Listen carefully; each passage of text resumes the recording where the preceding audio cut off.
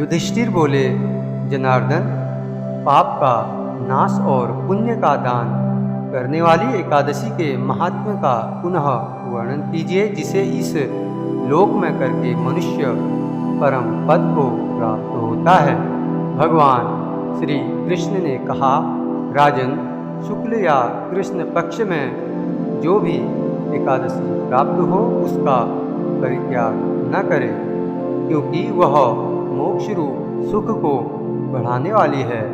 कलयुग में तो एकादशी ही भव बंधन से मुक्त करने वाली, संपूर्ण मनोवांछित कामनाओं को देने वाली तथा पापों का नाश करने वाली है।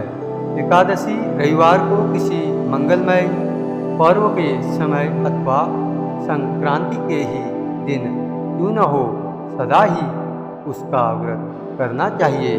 भगवान विष्णु के प्रिय भक्तों को एकादशी का त्याग कभी नहीं करना चाहिए। जो शास्त्रोक्त विधि से इस लोक में एकादशी का व्रत करते हैं वे जीवन मुक्त देखे जाते हैं, इसमें तनिक भी संदेह नहीं है। युधिष्ठिर ने पूछा, श्री कृष्ण, वे जीवन मुक्त कैसे हैं तथा विष्णु रूप कैसे होते हैं? मुझे इस विषय को जानने के लिए बड़ी उत्सुकता हो रही है। भगवान श्री कृष्ण बोले, राजन, जो कलयुग में भक्तिपूर्वक शास्त्रीय विधि के अनुसार निर्जल रहकर एकादशी का उत्तम व्रत करते हैं वे विष्णु रूप तथा जीवन मुक्त क्यों नहीं हो सकते? एकादशी व्रत के समान सब पापों को हरने वाला तथा मनुष्यों की समस्त कामनाओं को पूर्ण करने वाला पवित्र व्रत दूसरा कोई नहीं है। दशमी को एक बार भोजन, एकादशी को निर्जल व्रत तथा द्वादशी को पारण करके मनुष्य श्री विष्णु के समान हो जाते हैं। पुरुषोत्तम मास के द्वितीय पक्ष की एकादशी का नाम कामदा है। जो श्रद्धापूर्वक कामदा के शुभ व्रत का अनुष्ठान करता है वह इस लोक और परलोक में भी मनोवांछित वस्तु को पाता है। यह कामदा पवित्र, पावन, महापातक नाशिनी तथा व्रत करने वालों को भोग एवं मोक्ष प्रदान करने वाली है।